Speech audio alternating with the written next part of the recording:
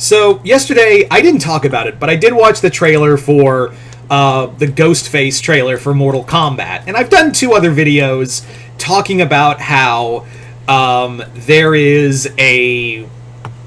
there are two other characters I'd really want to have, Candyman and Emotep from the Brendan Fraser Mummy movie.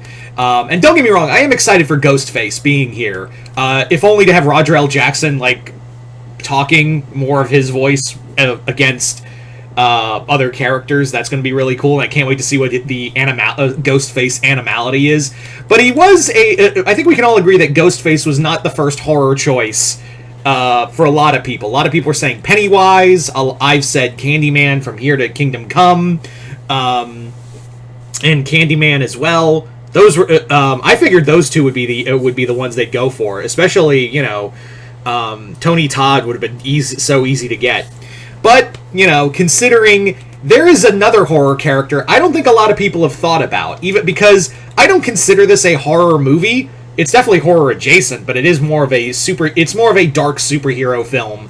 And that is, of course, The Crow. So some people have talked about it, but I don't think anyone's been like, oh yeah, The Crow would be great. And sadly, I don't think anyone's going to want The Crow after the remake. But I wanted to do a Crow-centric video because it is December 30th, and Devil's Night, and it is, well, the 30th anniversary of this year's the 30th anniversary of the original Crow. So I gotta fire it up, fire it up, fire it up. I swear I will never do that again.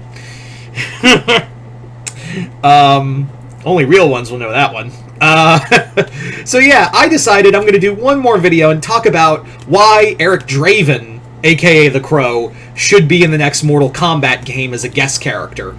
And why he should be in the game in total. And again, I'm surprised we have, I figured he would be a character they would have looked at multiple times. But then again, now that it could be possible in a future Mortal Kombat game, we could get Draven in the near future because, couple reasons. We're getting more comic book characters, obviously with Omni-Man, Joker, Homelander. We've had Hellboy and Injustice and Ninja Turtles. We're getting more comic book, more comic book characters that can kill. And of course, like Spawn, that was another one. And I think a lot of people forget that The Crow started out as a comic book. So I think that will give some more credibility. And the other thing is that The Crow really aesthetically fits into Mortal Kombat, don't you think? Aesthetically, the character of Eric Draven really does fit in Mortal Kombat. I could see his intro, the crow's on some tree and then it goes it just caws and then flies down and lands on Eric's shoulder or something like that. Again, how his moveset, using knives, hand-to-hand combat, really, I'm surprised he hasn't been even considered for Mortal Kombat at some point. He has a major enough cult following. It's a very popular movie and nostalgia. So, yeah, it would be insane. The more I think about it, the more I was like, yeah, The Crow would totally work in Mortal Kombat. Now, the only drawback is we can't have Brandon Lee voice Eric.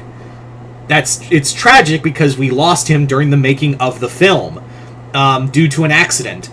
And also the other question I think we all have to ask ourselves, what about likeness? That's another thing is, what do we do about likeness? Well, that would depend on the Lee family, which is really just Brandon's sister and his mother. I think those two are that would have to go through the family. He is Bruce Lee's son, so it would have to go through Brandon's remaining family members, and I don't know how much it would cost for the likeness to do that. And that's probably another reason why and that's maybe the biggest reason why the devs at NetherRealm probably never approached it, because they probably would have to pay an exuberant amount of money to use Brandon's likeness. And you may be saying, well, The Crow can be anybody, really. The Crow can be quite literally anyone it's a title. The Crow brings people back. It doesn't have to be Draven. Kinda does.